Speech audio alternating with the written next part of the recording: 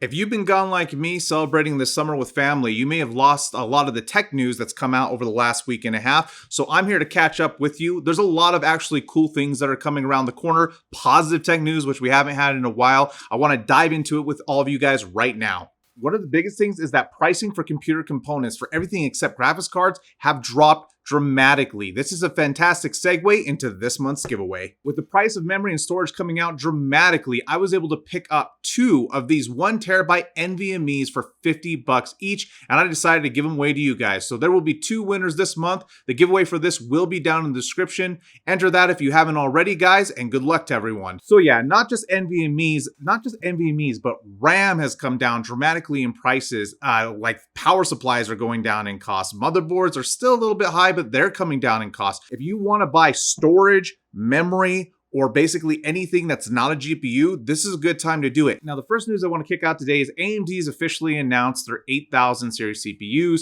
These will be coming out in, 2024. No surprises there. I'm interested to see AMD kind of kick back with some new APUs. I want to see some performance upgrades. More titles with just an APU would be a fantastic value bargain. I think it's something that AMD needs to invest in, especially with GPU prices being high and a lot of GPUs just not being, worth the price right now. Now, keeping the theme with AMD, the most exciting AMD CPU, which is typically their Ryzen 5, has been announced for their X3D.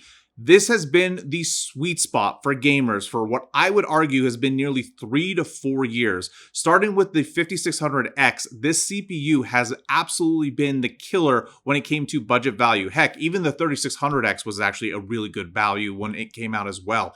So this is the CPU I think everybody needs to keep eyes on. Yes, there's been issues with, overclocking and things like that, but the vast majority of people don't even manually overclock anymore. And so I think that this is still going to be the best budget value for gamers across the board. The performance looks like it's going to be very, very compelling. Now, I'm not going to swear at NVIDIA, but I just have to say the way that they try to spin things is really getting old. In a recent financial statement, they were talking about the fact that this current generation of GPUs is selling 40% faster than the previous generation of GPUs. They used a lot of anecdotal evidence to support this claim.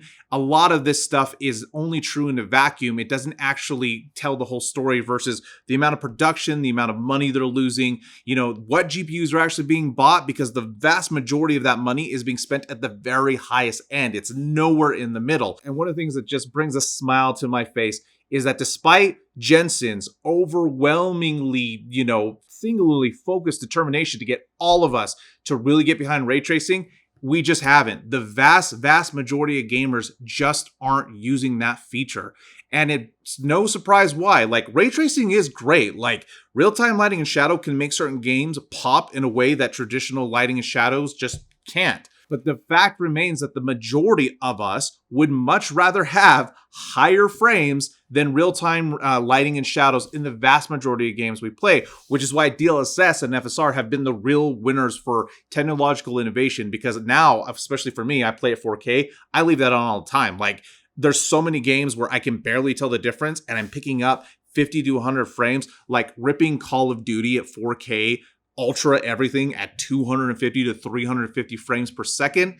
Kind of, way more important to me than real lighting, ray tracing or lighting and shadows, whatever you want to say, right? Now, I want to cap off this text news with an article that really, it's just not good for the company. So recently it's been reported that Gigabyte cards that due to voltage and heat, the PCB or the cards themselves have actually been physically breaking. Now, I don't know how widespread this really is. I don't know what to degree this problem is. I don't want to point the finger at Gigabyte, but supposedly they have not been honoring RMAs on cars, even if these would be technically under, the warranty conditions and should be honored in the first place. I want to give you guys a little bit of insight on the back end of the industry.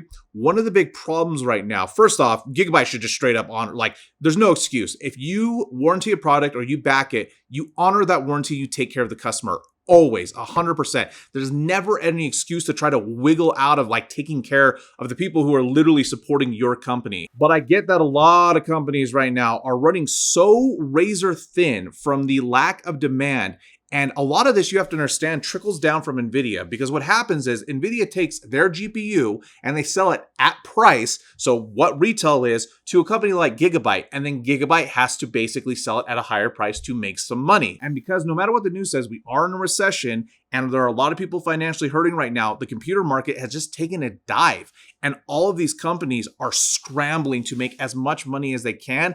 And one of the ways they make money is by basically not having to spend money on RMAs. I'm not accusing Gigabyte of doing that, but the whole thing stinks a little bit, and Gigabyte should honestly just do what they need to take care of the customers. It's a whole ASUS situation. If ASUS had just owned up to the problems that they were basically like having with their products and then just taking care of people, it would never have been as big a deal as it was. Anyway, guys, feels good to be back in the saddle. I'm going to make some more content for all of you to watch. If you like this video, leave me a big thumbs up. If it was terrible, leave me a thumbs down. Remember to get subscribed and hit that bell icon so you know when these videos drop next.